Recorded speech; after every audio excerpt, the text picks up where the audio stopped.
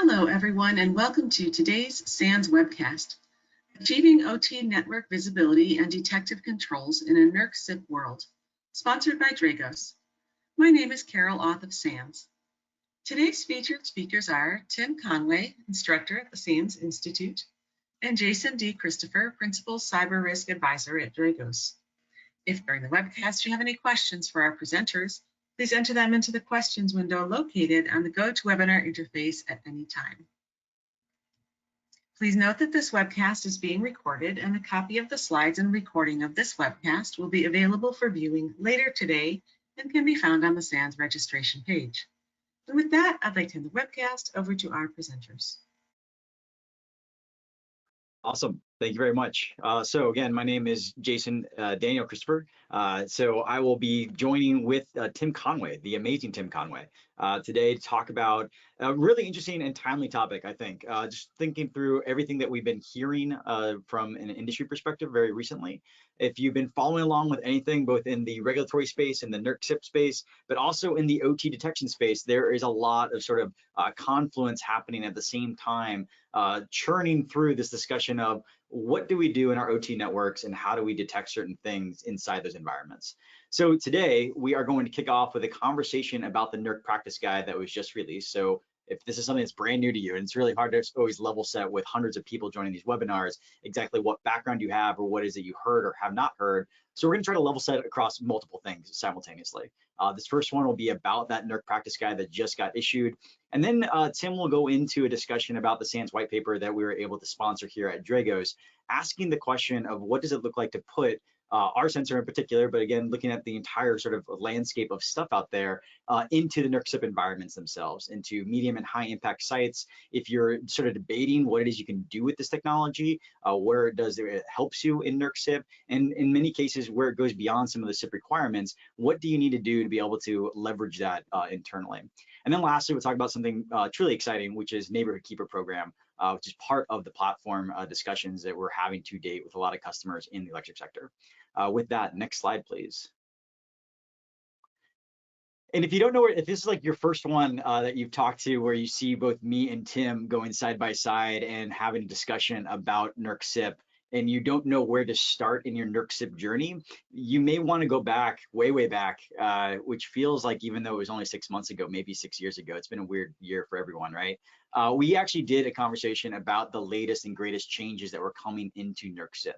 So we went through a really in-depth discussion, not just from our experience as members of industry, having been there from a regulatory perspective and asset owner perspective, but also with what we do in ICS 456, which is the course that we teach on NERC CIP, sort of the essentials that you would need across all of the standards. It's a 5-day course. It's really heavy duty. It's really awesome, though, that we were able to give some of that content for the community.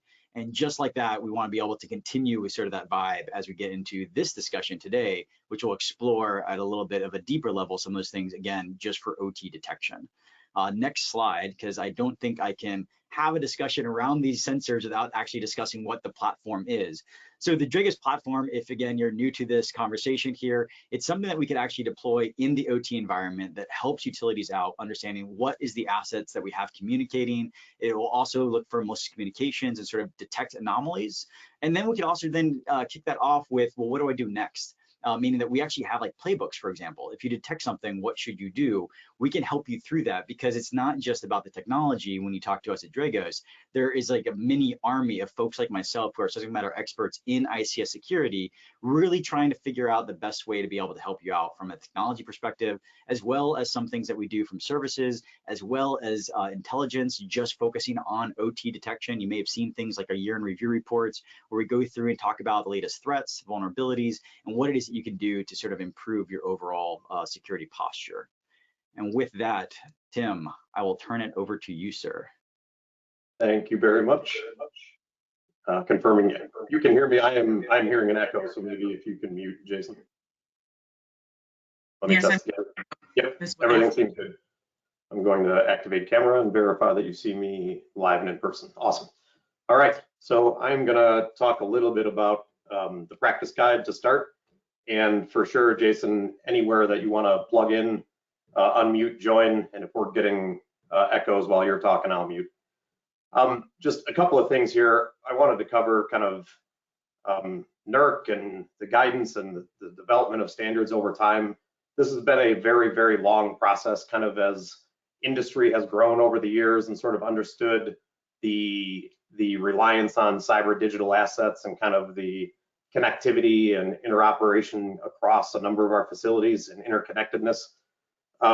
Back kind of in the 98, 99 days, we were all, very laser focused on the Y2K event, which is a nice memory for many people in the point in times in their career. But kind of around the 2002, 2003 timeframe, back when NERC was still sort of voluntary in its 40 years of voluntary participation as a council, industry and asset owners started to move forward on, we need some level of understanding on what baseline minimum sets of standards, since we're operating a shared system. And kind of after the August 14th blackout event that occurred in 2003 and kind of the adoption of the Energy Policy Act of 2005, depending on how you calculate years and when this began and when it didn't, there's almost 20 years or 18 years of kind of industry and regulator model or voluntary, which eventually became kind of a mandatory enforcement under the Electric Reliability Organization, who is NERC, the North American Electric Reliability Corporation now, not council anymore. But kind of that 18 years, we'll say, of participation and cooperation between the industry, asset owners and operators and entities, and the regulator, that trying to develop a working set of standards that everybody could sort of come to, and then in the early days through peer evaluations and peer reviews, and in later days through more current times, certainly in the last decade and a half, official audits and reviews from the enforcement organization. This balancing act of kind of making those standards and putting those things in place has really been kind of a cooperative effort between the asset owners and NERC and FERC to really try to keep pace with what the system risks are from a cyber, physical, or an operational perspective, and current kind of threat or adversary activity, plus kind of the technology innovations that are emerging along a different timeline. Looking at those two things, making sure that entities are taking action that is commensurate with the level of risk, cyber, physical, or operations, and how and what actions they're taking through kind of emerging new technologies. This has been sort of this balance back and forth of as the risks appear, and then that drives standards changes. And for big companies with multi-state deployments and field deployments, having standards changing all of the time impacts their programs, impacts all the underlying kind of systems and things that are put in place to achieve and demonstrate compliance with what the requirements say. So there's this push in one direction to say, stop changing the standards all the time. And then there's this other push that says threat actors and activity and risks are increasing, and we need to make sure the language is appropriate based on what we know today. And there's also a push from the perspective of this is how we want to mitigate some of those risks, and it involves newer technologies that the standards didn't address when they were created. So we need to continue to have standards changes to include things like managed services, cloud, virtualized environments, a lot of other types of capabilities. So this constant balance has been tough. And as you see kind of a standard get approved and then an implementation, while we're sort of in one way deferring standards changes and in another way trying to adopt new technologies and deal with the new risks, you see these interpretations and different guidance efforts that have happened over time. So a couple of things that from the CIP of old, kind of the compliance application notices are referred to as CANs, or the compliance analysis reports referred to as CARs, a variety of different process bulletins, directives and bulletins. NERC has tried a lot of different ways over time to communicate some level of guidance to asset owners and operators, as well as to their regional auditors that are going out and trying to understand how to apply the standards language to what entities are actually doing to demonstrate and achieve compliance. So just the CANs and CARs of old, there was famously kind of CAN 19 that dealt with software patches, CAN 23 dealing with logging system failures, CAN 24 routable protocols and data diodes and how they applied. All of those things and a number of these efforts over time, when they became either replaced by standards or other compliance guidance, or they were challenged in an audit in regards to what that can or what that car says hasn't gone through formal industry balloting, formal NERC approval, formal FERC approval, therefore it's not enforceable, so you can only look to the standard language itself. Beyond that, there's been efforts from FAQs and guidelines and technical basis to, again, continue to try to provide as much guidance as possible to entities so they feel like they understand what the requirement language means. Recently, as part of this just continuing effort from NERC and the regions and the entities and industry to help provide clarity is the introduction of these implementation guidance papers and the compliance monitoring and enforcement program practice guides. So the implementation guidance, so this element over here, this is really kind of by industry for industry, meaning provides examples for implementing a specific standard and provides some ERO implementation if it's approved as an example or an approach.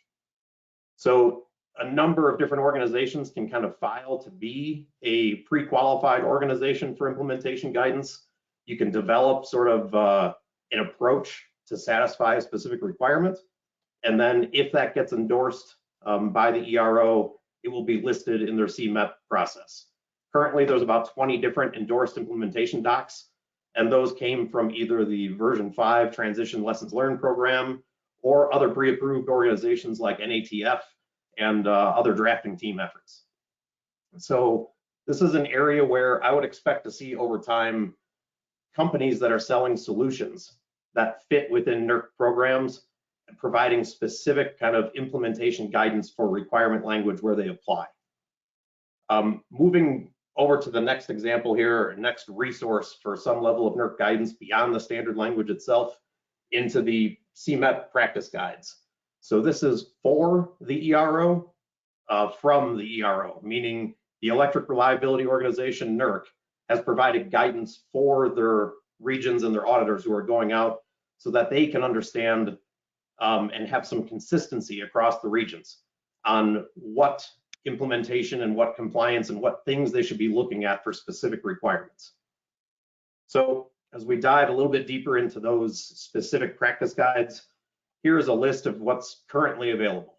And as you look across the set here, there's a number of things that have to do with non-CIP specific practice guides.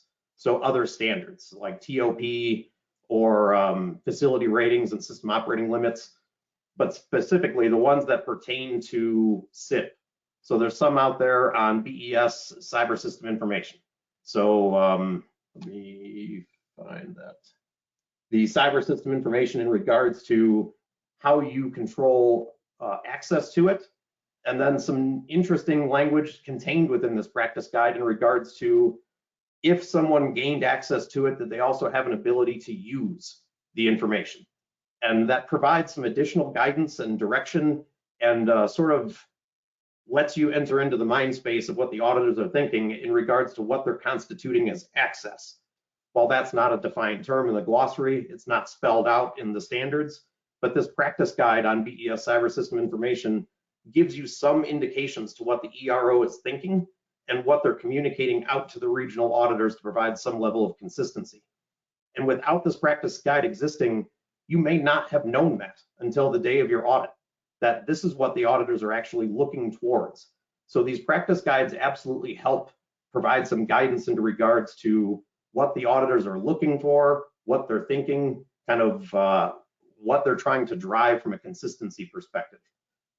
There's a number of others in here that may be of interest to you in regards to virtual network that pertains to VLANing, virtual storage in regards to what systems and what CIP systems and what non-CIP systems can use a shared storage element and how they're using it.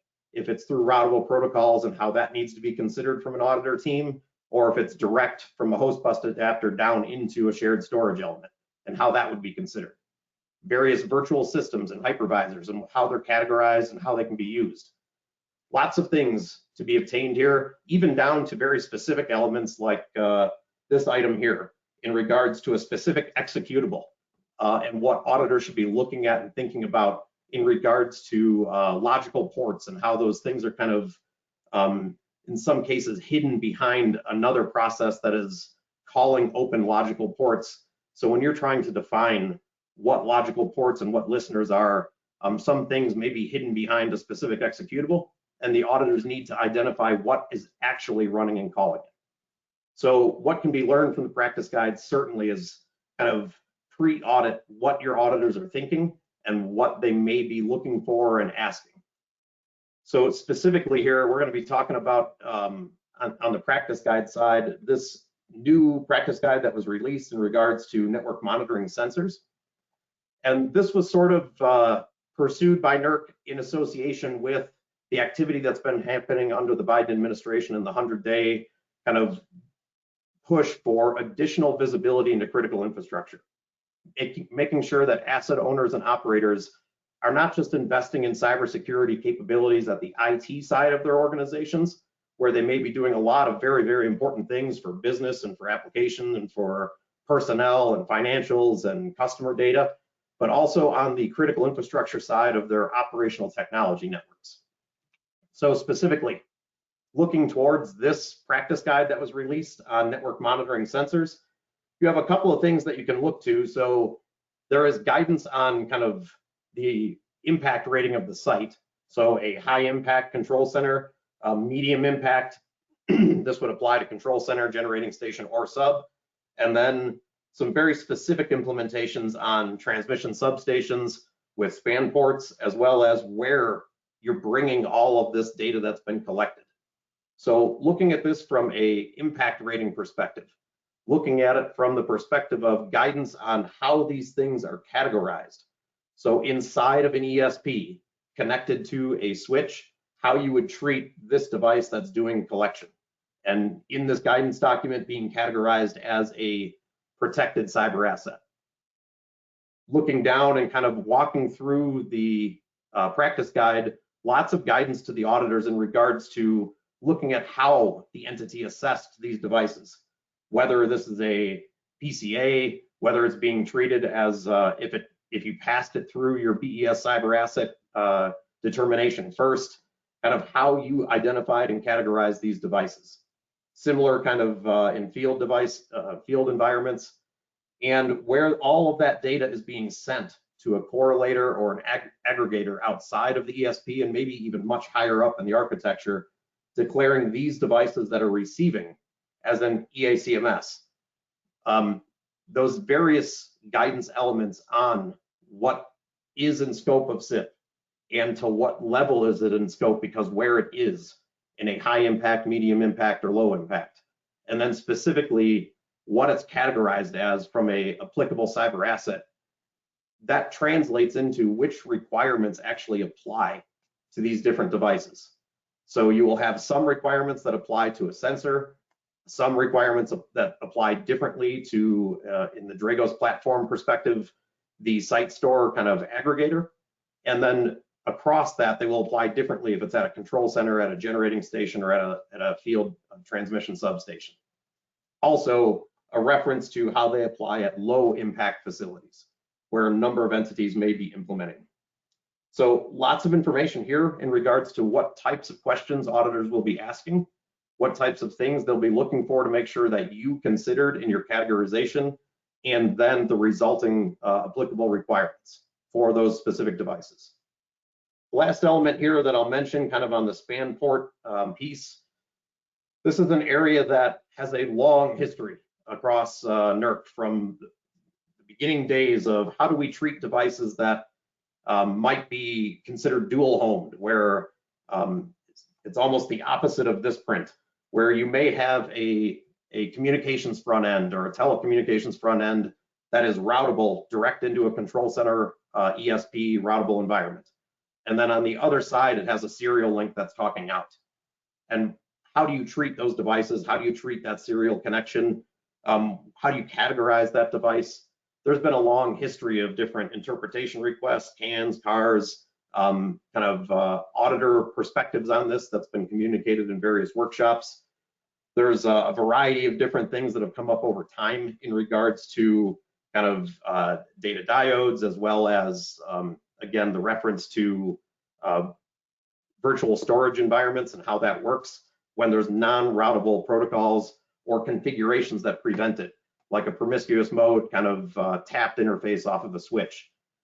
So again, some guidance is provided here. The most important thing is that this has never really been communicated out recently this clearly, stating that if you implement this architecture, this is the compliance guidance for your auditors on how to treat these devices.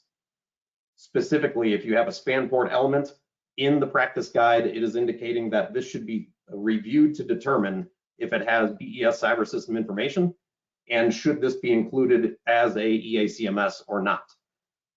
Again, this is more helpful than just having zero guidance and wondering and waiting for your audit day to come. A couple of items is, if you're reviewing a couple of approaches, if for whatever reason, and I believe you would identify that this does have BES cyber system information, if that is the case, and it will be treated as an EACMS, then simply putting in architecting it in this model would eliminate any questions.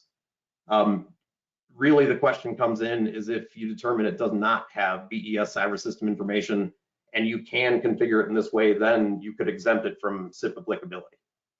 So certainly some things to work on here in regards to this area only, but in most implementations, you would follow a common model like this.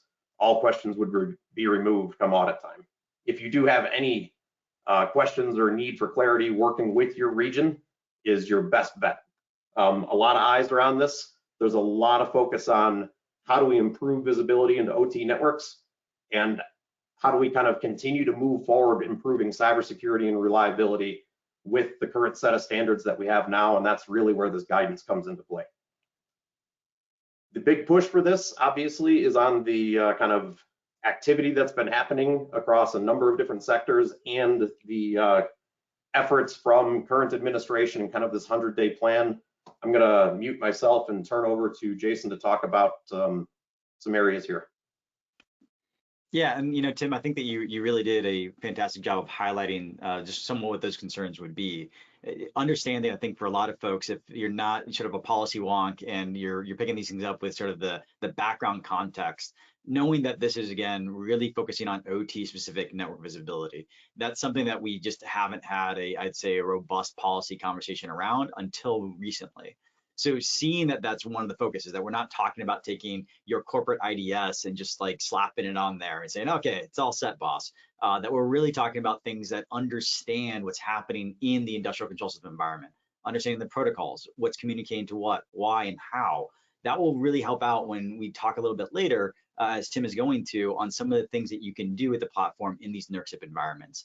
So again, tailoring it under the context of OT specific network visibility, but also, as Tim referenced, this whole conversation about the 100-day plan.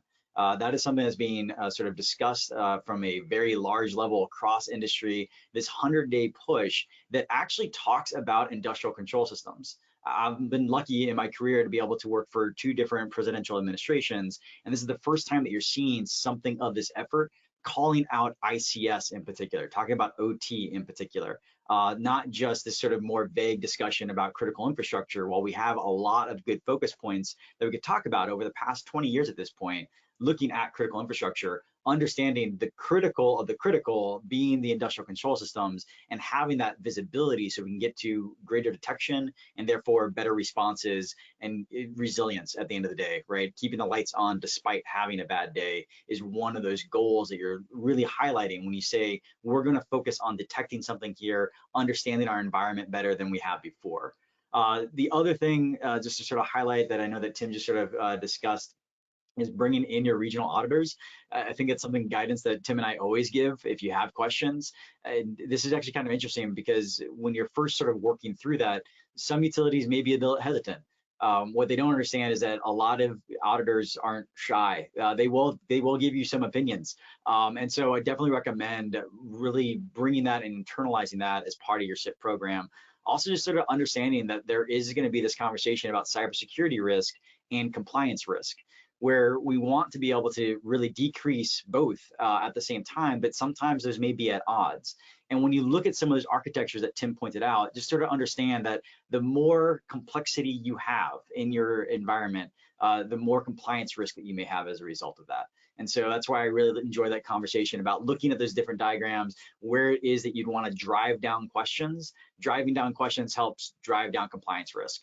It's definitely one of those things that you're going to have when you're discussing what type of solutions are out there, what should I do for OT detection, and what is the architecture that makes the most sense to me. Really make sure that you're able to understand both of those. And if you have questions, your region will actually be there, and they're looking at this as well, as Tim said. So they're going to have some additional sort of foresight that they may be able to share with you. So I want to be able to highlight that before we dive into sort of the SANS analyst program and what Tim has been able to work on in this white paper, looking at the Dragos solution itself in NERC CIP environments. So with that, Tim, I will bring it back to you. All right. So a bit on the white paper elements. Let me turn on my camera. I've had the opportunity to write a number of these white papers, and Jason is familiar with the process as well, as he's been an author of some for some SIP specific solutions and other standards. But for some other solutions providers, we kind of went through the process of looking at where their solutions fit within kind of a configured control system, or specific for perimeter protection and controls.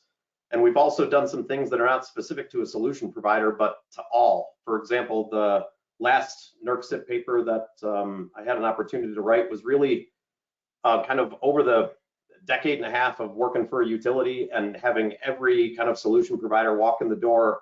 And we're looking to make kind of a decision on who we're going to do business with for a long period of time. And as one solution provider would come in after the next, that what's this NERC stuff? We've never heard of it. And then we'd constantly be in this continuous education mode where we're trying to explain to the solution providers and the vendors what NERC CIP is, what it means, how important it is, and how why we need them to buy into it for us. We've had an opportunity to kind of write a paper around those lines. Like, if you are a solution provider and a vendor, here's what you should know before you go do work with a SIP impacted or a SIP affected entity. After I wrote a couple of those in communications with Dragos, there was this discussion around, hey, with the 100-day order, with things that are happening, why don't we look at the Dragos platform from the perspective of SIP specifically? And we kind of took that approach and walked through and said, if I was an entity and I was considering purchasing kind of a OT network visibility solution, similar to what the 100-day order is talking about, I would normally have to go through and first make sure that the solution itself can be compliant. Next, can it actually do what I'm buying it for to help me with the various compliance requirements that I'm trying to satisfy or improve my capabilities around? And then after that, and this is the hardest part for a lot of people who are subject to NERC CIP, is reminding yourself continuously that these standards were meant to be a baseline minimum set of standards, that as hard as they are to achieve, and then they're way harder to maintain, to take a step back and think about it from the perspective of this was meant to be the bar that everybody was doing.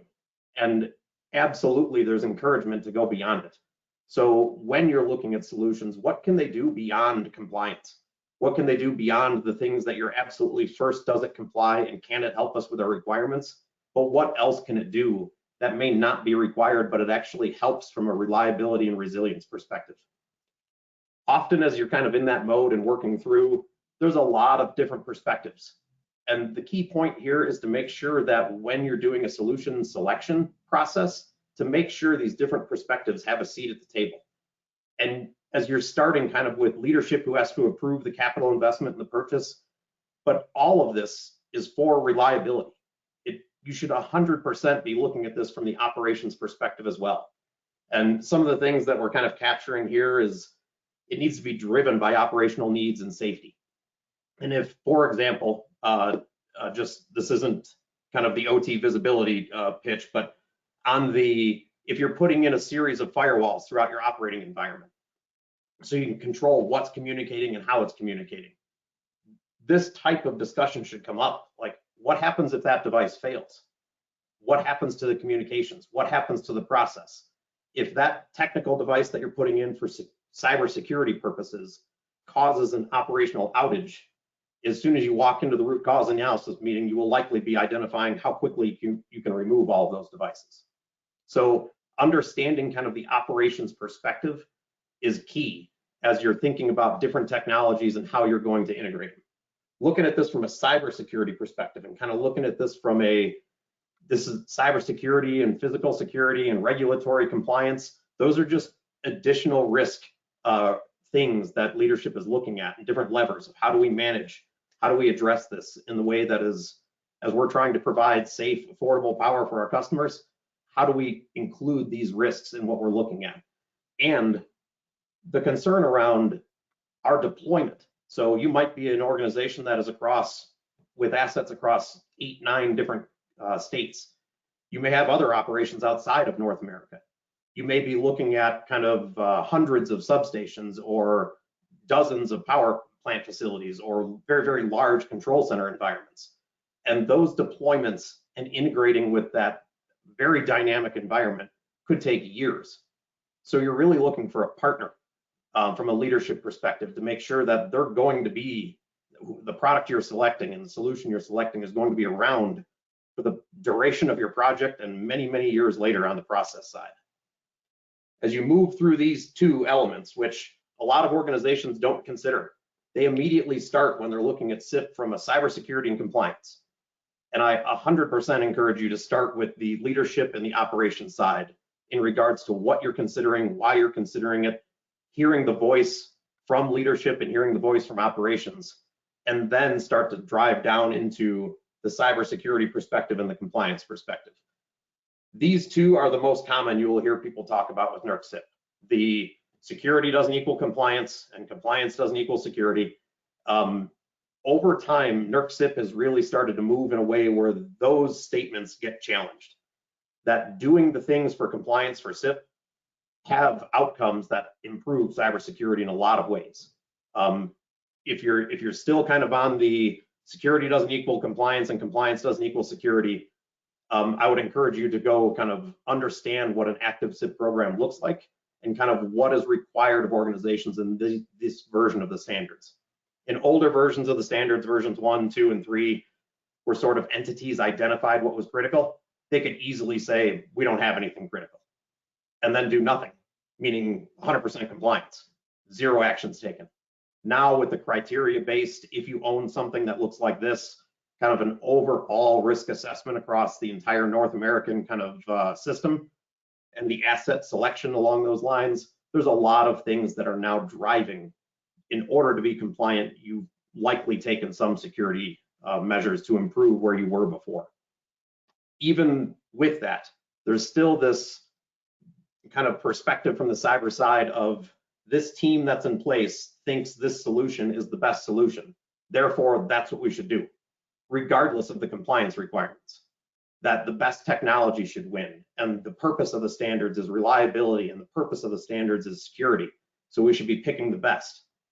And then on the compliance side, the perspective is if we buy the best technology, but we can't document and demonstrate to an auditor that it's doing what it's supposed to because it doesn't have those features or those capabilities, or even worse, we can't configure it to satisfy the requirements, we would immediately put it in, realize that, report a self-report violation, and then tear it out. So then what's the point in buying the best if it can't be made to comply? So you have these 2 perspectives that, again, 100% have to be considered.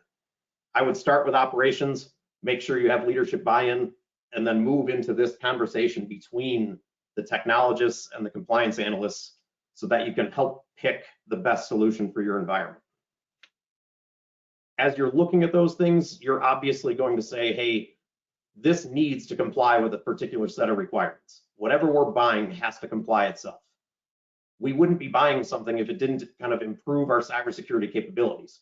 We're not just looking for more devices to include in our CIP programs to make our lives harder. We would be doing it for a purpose. You're obviously going to be looking at a variety of different solution providers, and you may have to look at things if you have a particular vendor in place. That vendor may say, this is the solution that we have partnered with. this is the solution that we recommend and we would support. And that may move you down a certain path. You may have had an audit, or a peer utility that you do work with may have shared some audit recommendations and findings, and you may realize, well, we'll have those same problems or challenges. So we need to kind of pursue some solution or alternate means of operation. You may also be part of a drafting team, maybe monitoring drafting teams, or you may just be looking at kind of the state of the world with increased threats and attacks that are underway and knowing that the standards are going to continue to change. And you may be anticipating future requirements, which could shape what your architectures and solutions look like. The bottom line, kind of one of the items that often drives pursuits is, in a lot of companies, getting to compliance. That project of getting there is a whole bunch of work.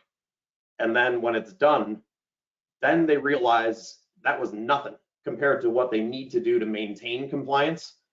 And then the way they end up maintaining compliance is kind of these personal acts of heroism of, I maintain these spreadsheets and I check it every 5 days and I do this and I have all these Outlook calendar reminders.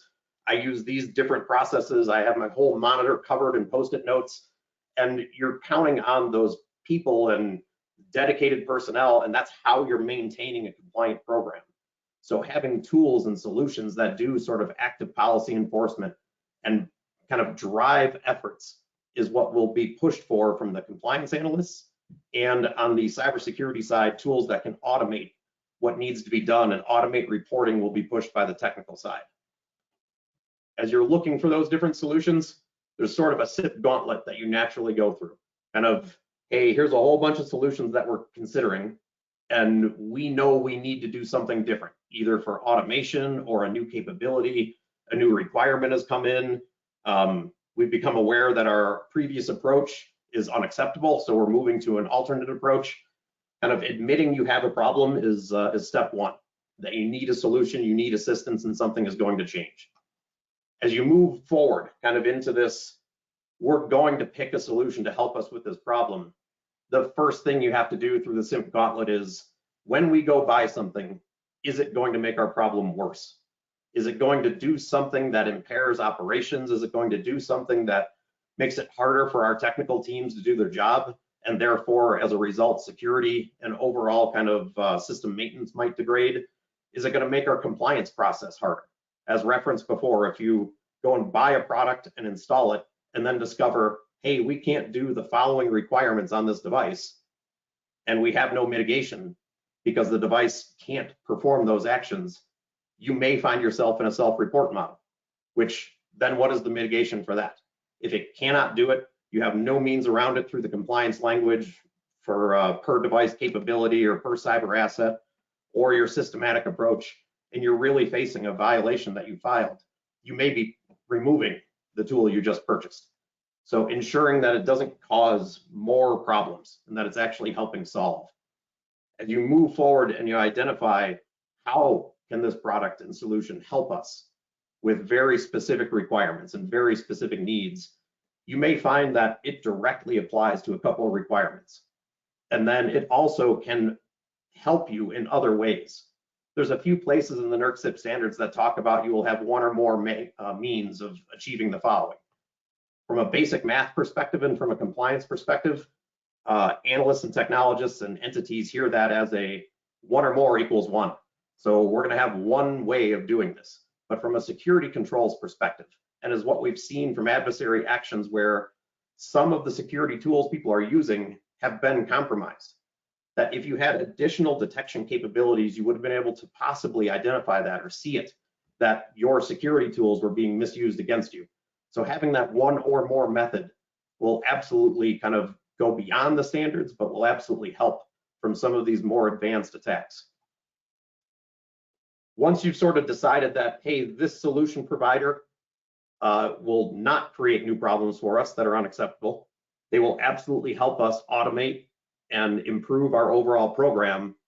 Now it becomes more of the, who's the right partner to select for our organization, for the asset mix we have, for the different vendors that we're using, what vendors have partnered with what companies, and which companies do we think are going to be around. So from a utility perspective that might be deploying 200 different substations and 20 different gen stations and 3 or 4 different control centers, they're not going to want a company that is year 1 venture capital funded. In 3 years, they're going to exit out. You won't even be done with your implementation projects before they're gone. So this company perspective of, we want to get married to an organization. We don't want to date a solution provider. We want somebody who's going to be part of this through the duration of our CIP programs and the asset life. To whatever degree you can identify that and make their selection informed by it. Last is, once it's in and your solution has been deployed, you are now done with the project phase and in the process phase. So again, how well does it align with your overall CIP program and your ongoing process? But in addition to that, what else can it do beyond just the compliance requirements? Before I jump into kind of what this looked like as I started writing about the Dragos platform and this white paper, Jason, I don't know if you had anything you wanted to add before I zip forward. No, I mean, you hit it on the head. Just from an asset owner discussion perspective, this is something that gets really difficult when we talk about ICS in particular. And just looking at the differences between folks who would try to adopt something from an IT-centric corporate, how am I going to get a new vendor in place? It's a very different conversation where maybe on the corporate side, the sort of lag time is taking them on the order of maybe some months, maybe a year. For ICS, we're talking about something way more expansive. And so this is, I thought, was just a really good perspective to help utilities out in understanding that. Awesome. Yeah, let me flash forward. So kind of walking through some of these, again, the reference to the white paper, I believe this is really a question more for the vendor team and Carol and others, but for those who are registered for this webcast, on that same page, the white paper that has been written will be available for download and review for anybody through that analyst program. I believe it has been released today. So there's a number of things that you're going to see here in upcoming slides. Just as I walked through this process of, if I was an entity and I was considering the Dragos platform or a CIP solution from any other vendor, the types of things that you would ask of the product to verify that it can do what it needs to do to be in your CIP environments and a part of your CIP program vary depending on what you're pursuing. So if you're pursuing a document management system for CIP specifically, the types of questions you would ask and how it's being architected and where those servers and where that data resides would be different. It would have more to do with kind of CIP4 access controls and CIP11 information protection. As you're looking at a network switch or a firewall, you would ask different types of things. A switch inside of an ESP as a BCA, BES cyber asset, you would ask things, can it comply with CIP7? Can it comply with CIP9 for backups? Can it comply with CIP10 for change management? You have different types of questions that you ask depending on what you're evaluating. For things like OT visibility and network monitoring solution providers, looking at the Dragos platform and identifying that there is a sensor element, a Dragos sensor, that is a device that is going to go inside of an ESP, and therefore the kind of applicability that it's going to inherit as directly a programmable, a protected cyber asset, as a programmable device, it will be a PCA at a minimum inside of an ESP. And the Dragos site store that is going to be outside of an ESP, and it's going to collect and aggregate a number of different things, declaring that as an EACMS. So looking at those two different devices that are part of the platform and identifying through all of the standards, what requirements apply to a PCA, what requirements apply to an EACMS, and how do they apply differently in high impact, medium impact, low, what types of protocols, is there external routable connectivity, what it all means, kind of tying that together from a compliance analyst view and saying, can this device comply with the CIP7 requirements as a PCA and as a PCA for the sensor and as a EACMS as a site store. I walked through kind of every one of these requirements throughout the product and kind of looked at it from a CIP7 perspective in system security management. And you'll see in the report a number of different dashboards and different system artifacts, as well as tables that sort of walk through requirement by requirement how they apply. Did the same thing for CIP9. in regards to this device itself has to comply with CIP 9 recovery backup testing. This device itself needs to comply with CIP 10 for configuration and change management, and for CIP 11 in regards to information protection. The one that I didn't list here, but I did include in the report, is CIP 4, because it's just parts of CIP 4 in regards to access control and account revocation and default user account modifications when an event triggering has occurred. So someone changes roles or is terminated for cause, and what you need to do for default user accounts. This device itself also has to comply with that. Again, if you are interested in this solution, this report kind of addresses each one of these things uniquely, specifically for the bottom line upfront message here, and really so I can move to the next slide, is in regards to the product itself, like any other product and any other solution, is not compliant by default. There's no such thing. There's nothing you're going to buy that is CIP compliant and on project implementation and will be for time. Every solution provider has to go through a process of, can it be compliant? Can it be configured in a way that satisfies the requirements? And the Dragos platform, for sure, from a sensor and a site store, can be configured in a compliant way. What that looks like is work with Dragos during your deployment, work with your internal teams, obviously, in implementing it. And then the hard work of maintaining compliance, and from a process perspective, starts. And that's really, again, where the entity itself has an entire CIP program, that these are now new PCA and EACMS assets, that, again, maintaining compliance as part of your program will also kind of require this active involvement from Dragos and Dragos maintenance and support, like any other solution provider. So from a, can it comply itself? It can absolutely be configured in that manner. Can it be maintained compliant? Certainly as part of your program with active support. Moving to, why did you buy it? So it can comply itself, but can it do what you purchased it for? There's a couple of different things here as you look at some of these OT visibility elements that I want to highlight. Certainly from a CIP 2 perspective. In CIP 2, you are going to walk through and try to identify what are all of the cyber assets that you have that are programmable electronic devices, and then you're going to walk through a series of different categorizations. Is it a cyber asset? Is it a BES cyber asset that can impact in 15 minutes? Is it a protected cyber asset that's just inside of a ESP network? Is it an electronic access control or monitoring solution that is involved in your overall program? Is it used for physical security? You're going to go through this whole process. One of the key things that auditors are looking for is, number one, did you do it? And what does it look like? Number two, is there anything you missed? And what are you doing to make sure there's nothing you missed? How accurate is your inventory? And in some control center environments, that's maybe easier to discover, as there are in a lot of cases traditional IT type of assets.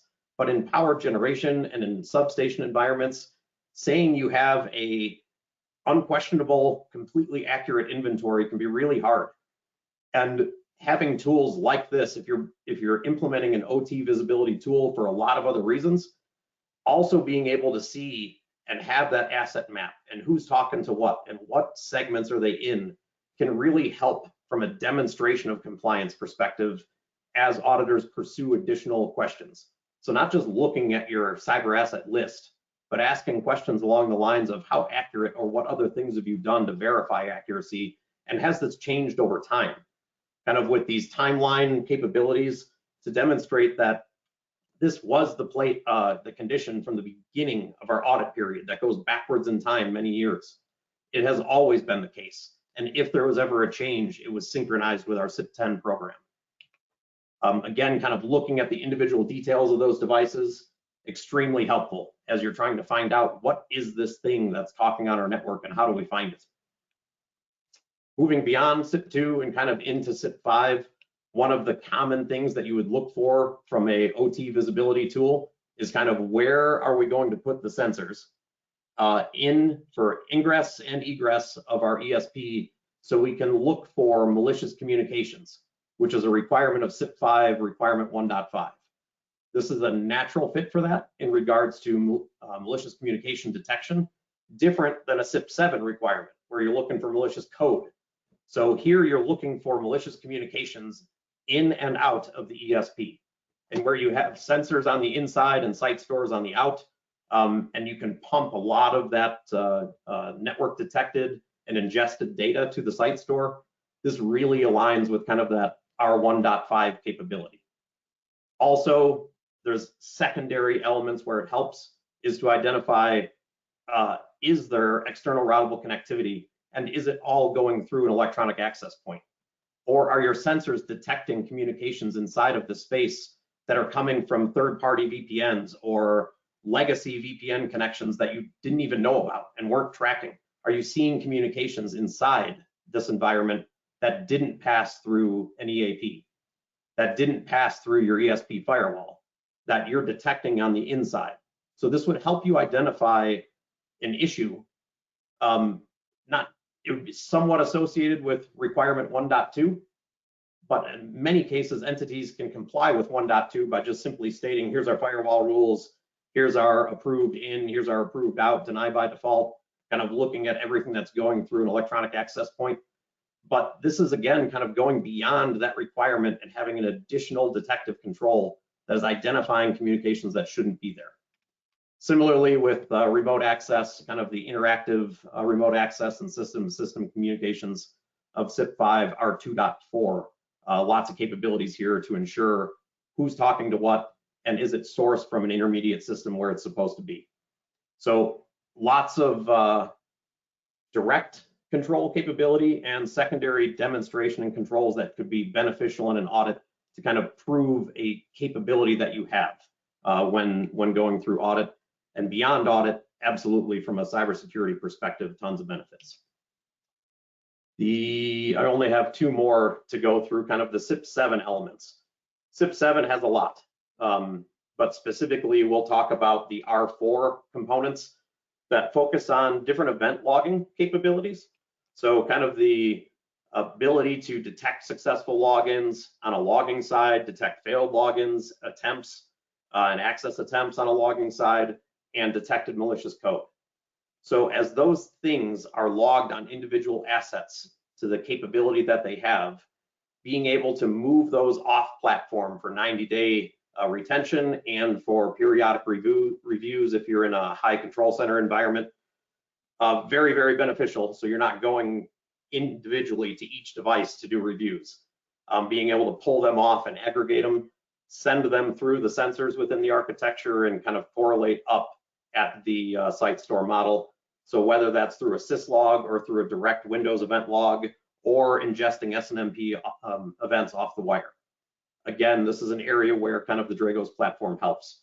As you move beyond and you go into CIP7 4.2, the very specific alerting requirements and kind of the ability to have dashboards and specific dashboards of events that are happening for detected malicious code or failure of event logging.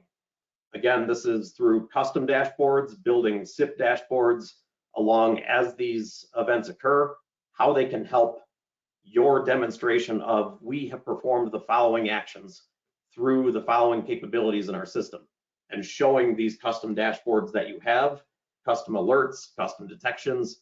Again, kind of working with your team and with the Dragos support team to build CIP-specific capabilities and dashboards that will help you come audit time and help with the normal process of reviews.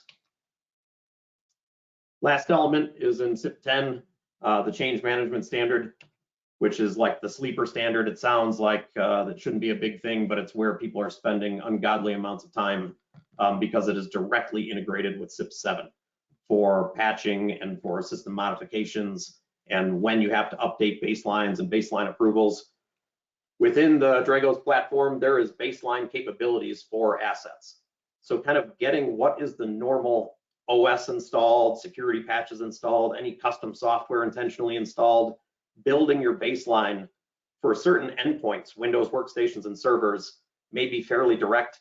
Doing that on industrial control system devices and having the capabilities in this platform can be extremely helpful in baselining kind of those OT specific assets. We have two things to cover here on the beyond compliance component. So I've addressed and kind of walked through the elements of the paper that have to do with solution capabilities to even kind of cost of entry. Can it be compliant and configured compliant directly. Then how does it help you with your program?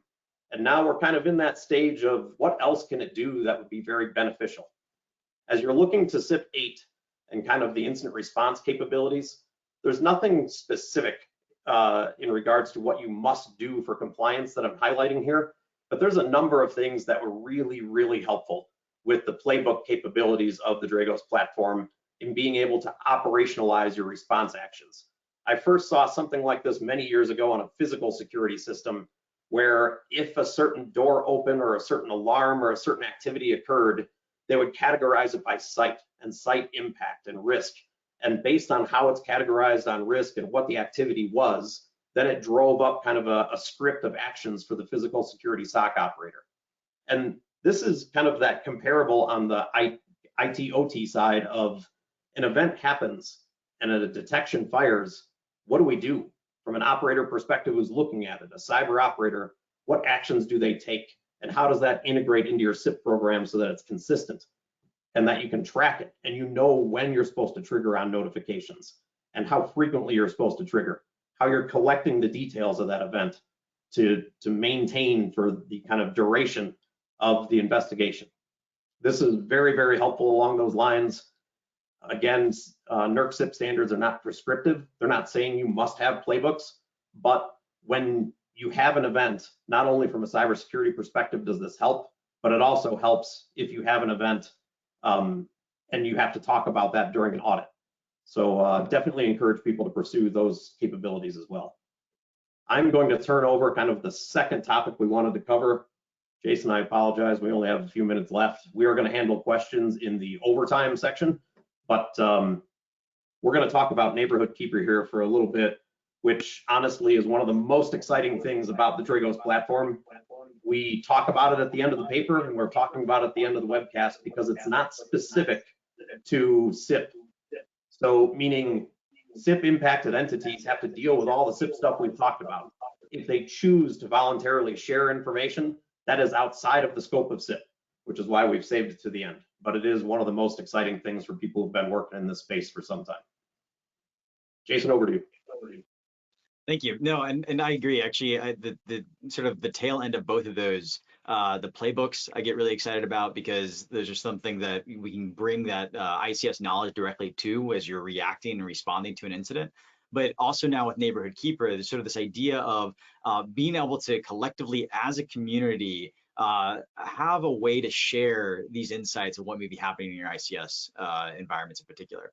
So having some sort of anonymized capability, we've been talking about this a lot because whenever there be a conversation, especially in my previous life as a government employee, you want to be like, hey, we would like to be able to share information.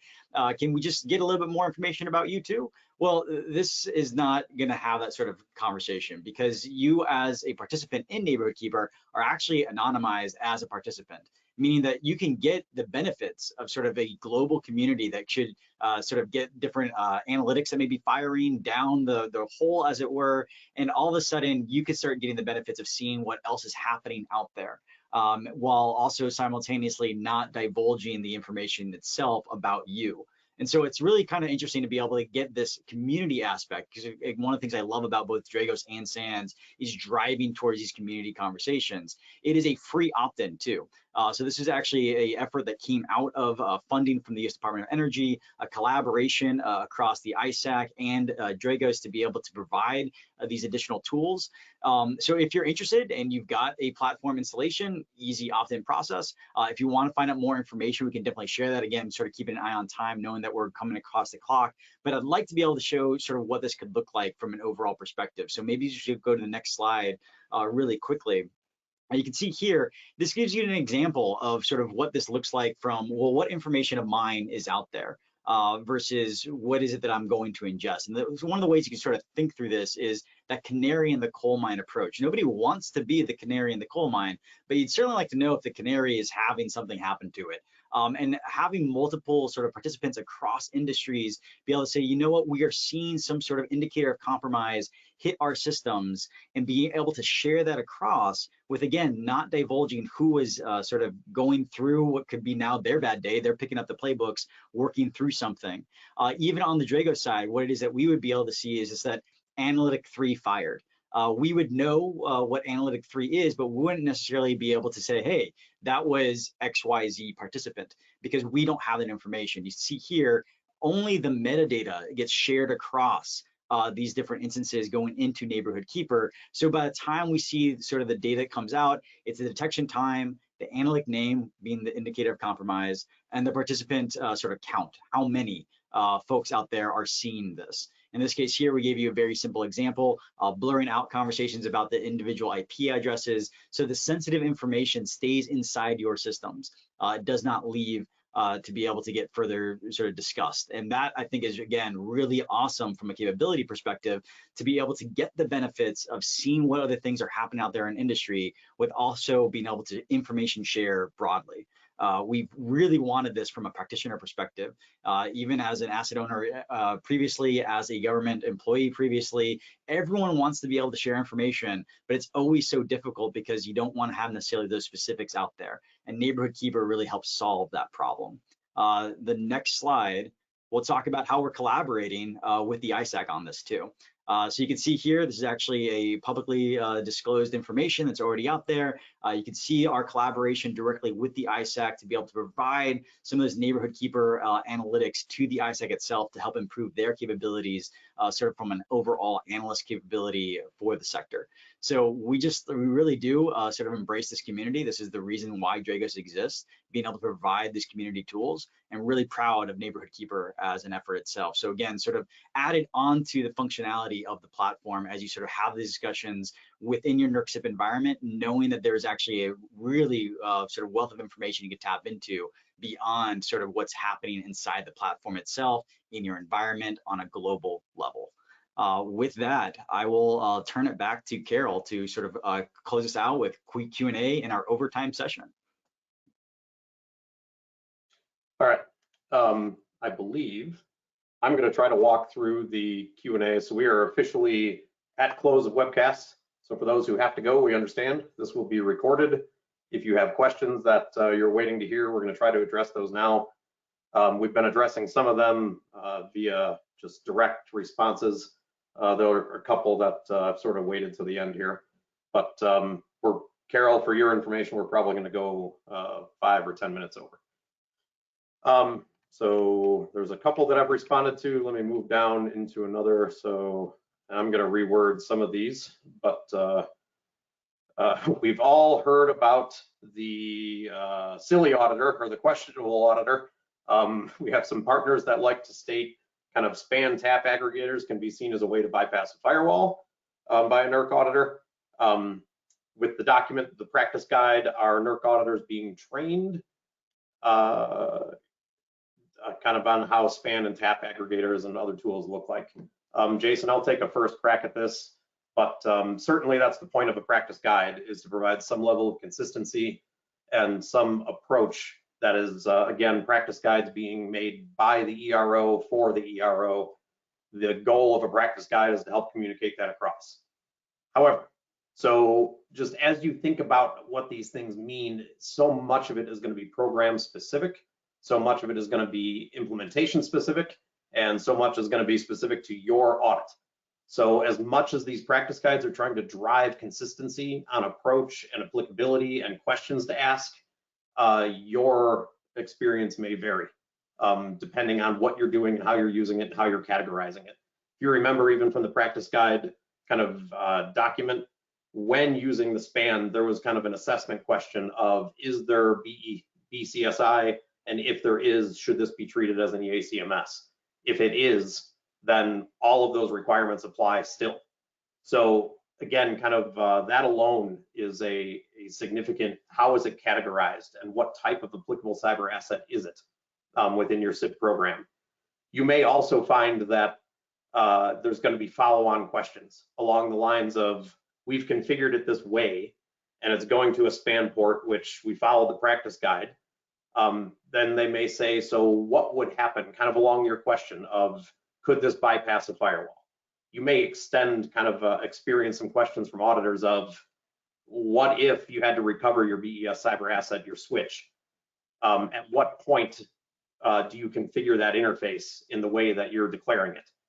And while it's configured kind of in a default mode where it's not set up as a span or a port, have you procedurally disconnected the EACMS? So they may go down paths to verify that the risk you're reducing and the appropriate kind of implementation, that exists over the life cycle of the asset, not just on deployment, but also on patching and updates, and if you had to do a recovery across that entire period, that your procedures address it. So you may see extensions of all kinds of other questions. Jason, I don't know if you had anything specific in regards to that question before we mark it complete. I would just say, again, it goes back to that complexity conversation with compliance. And I think as Tim was really highlighting there, one of the things that we do, for example, in ICS 456, is we have a conversation around sort of the different choose your own adventures paths that CIP allow you to take. And it is a choose your own adventure in this case too, even though you get some sort of clear models that you can look through. Understanding that if you're going to have it inside the ESP, declaring it as a PCA and EACMS, that is the gauntlet that you're running through. Sort of going outside of it, you may get additional auditor questions, and then that's going to be the compliance sort of complexity and risk conversation that you're going to want to have from there on out. So choose your own adventure. I would probably personally, I would have some comfort level around it being inside the ESP to sort of drive down that compliance risk conversation. But again, there's with thousands of utilities having to do this, having to do something in this space, you're going to have a lot of different architectures that you're going to have to consider, and it's going to come down to what it is that you feel most comfortable with. Yep. Here's a rapid one, I believe. What if I'm using isolating taps to have my sensors on my network but not in it? Very similar answer to what we just gave in regards to auditor perspective. Were those taps always in place? Were you ever pulling live? Is it truly non-routable? Kind of all of those types of questions. The CMEP practice guide addresses kind of device placement. It doesn't specifically talk about inline taps off of one endpoint or another endpoint, and then the overall applicability of if you're using a tap, where is it, and what visibility do you have, and does that satisfy the requirement language around malicious communication in and out of the ESP, or is it just malicious communication in and out of an endpoint? So there's a lot of things that the auditors will look to. Perspective on conformance assessment certification programs. To help utilities identify solutions that meet CIP requirements. So kind of the comment on there's no CIP certified solution, and this pursuit for how do we get like an Energy Star label on a solution that says it satisfies or is capable of being configured to satisfy CIP. Jason, I'll let you take an initial response to that, and then I'll follow up if needed. Yeah, typically, so if you have a vendor come in and say that they've got a CIP certified solution, you run fast. Because not just the conversation of how could we make sure that the device itself can be compliant or that it's going to meet certain requirements in your program, all of that then sort of gets thrust back onto the utility, because the compliance itself is in the eye of the beholder, which is going to be your auditor. And they're going to be looking at, well, what evidence are you pulling? How do you sort of have these different controls in place to make sure that your compliance program is running efficiently with that asset too? So all of that sort of comes into play, even if we got to the solution that we'd be talking about of being able to have this Energy Star label, which there's just no momentum there to really get there from an industry perspective. But even if we did, that's still helping maybe 1/5 of the problem. The other 4/5 are going to be based off of your architecture, what it is that your program looks like from a staffing perspective. Do you have the evidence that shows that you are in fact compliant? So even if a vendor were to come to the table with all of that in place, from the what our devices can do for you, there's still a lot the utility has to do and internalize that. And so that's where the difficulty comes. That's why we want to be able to engage in this conversation with SANS in particular on what we could do in NERC CIP environments. All right, in 2 minutes, we're gonna do a lightning round of 2 questions. How often should we scan our environments for new or changed devices if we can't do it continuously? That's you. How often can you demonstrate that you're doing that? So that's interesting. And you know, a lot of the conversations that we have, especially when we talk about the control center environments, which look and feel more like data centers, we can do a lot of more active scanning pieces. And we've worked with some utilities that would like to be able to do that on almost a nightly basis of being able to demonstrate things from a change configuration, running some awesome custom scripts to be able to get that information, compare it. I would say, obviously, when we get into ICS, you're just not going to be able to have those capabilities. And that's where you look at some passive detection techniques like what we're talking about with the Jiggis platform, where you don't have to worry about things sort of on a continuous basis or how often do I do it, because it's just passively collecting that information. And then if you can sort of compare that to what vulnerabilities are out there, which is something that we do with our worldview products as well, then you can sort of get a as you are enabled to perspective and not worry about when do I have to hit the button for these scripts to run. Oh, but I can't do that in OT anyway, so never mind, I'm just gonna do that in Control Center. So balancing that out, I think, again, comes down to your capabilities, but also, are you able to do it passively in your OT environment? That's where the wins are gonna come from for you, for sure. All right, this one will be our last in combo. I'm gonna take a first crack just at a couple other things. So we are outside the US, but wondered if NERC CIP becoming global, or you're seeing it in other countries, other regulations or guidelines that have been used and useful. The couple of things that I would say, and this is really, we do not have time to fully answer this, but in other kind of efforts Jason has worked on, NIST directive papers, we've worked on CIP and kind of USAID efforts with companies out or countries outside of North America, and then also companies that have assets inside of North America subject to CIP and assets in other countries. So we have definitely seen those types of combo companies that have presence global, that they are looking for the approach that we have to meet for North American assets. We want to use that everywhere. So what that ends up being is the approach in North America has to not only be the architecture, security capabilities, entire system management, everything that they're doing to satisfy the CIP requirements, but it also has to be all the documentation driven and processes around demonstrating it for audit. Whereas same company, same assets in another country, they will follow the architecture, the system management, and cybersecurity elements, but they don't necessarily have the burden of the compliance demonstration because there is no enforcement authority that's going to come in and ask. In some countries, you've seen kind of different approaches, obviously, where the transmission system is country owned and operated, and they have their own sets of standards that they're looking to develop. So as you look at NERC CIP, you can look to that as this was made by the electric sector for the electric sector. So it splits the complexity across IT assets, OT assets, the assets in between that kind of support those environments and support the business and reliability. So certainly for the electric sector, it's a great set of standards regardless of what country to start from and say, how do we leverage these internally instead of starting from nothing? The other piece that I'll say is nothing to do with electric. It's if you were in the pipeline sector right now, or you're in water, I would look to the papers we've written on the history of CIP, and I would say we are probably somewhere along this timeline, and we should probably be creating our own sets of standards that we know will be meaningful and we know will be impactful, but we also know that they're achievable. So we're not just taking a NIST standard and we're not just taking ISO 27701 and then trying to force it into the water sector or force it into pipeline. And how do these requirements apply to programmable logic controllers and RTUs? That you're taking something like what NERC CIP is, and you're taking what has happened over that sector, the electric sector's life, and you're applying it to these other sectors. So I think there's tons of lessons learned, not only for electric in other countries, but also for other sectors in North America and globally. Jason, I'll give you the final word here.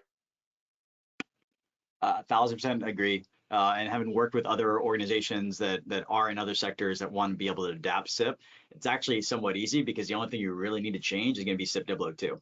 Once you go through that process, the rest of the requirements fall out from there once you identify what's high, medium, low. So it is really adaptable in that sense. And the pain points that most people face in CIP are when they talk about the audit. It's not about the requirements themselves. No one's going to say, oh, I should be looking for malicious communications. No one told me that. The DNA of the stuff is going to be roughly the same as what you'd expect in other security standards, but it gives you sort of this wide breadth around it. And so I really do appreciate when folks look at it in that way. All right. I think that is all we have, Carol. You can close us out.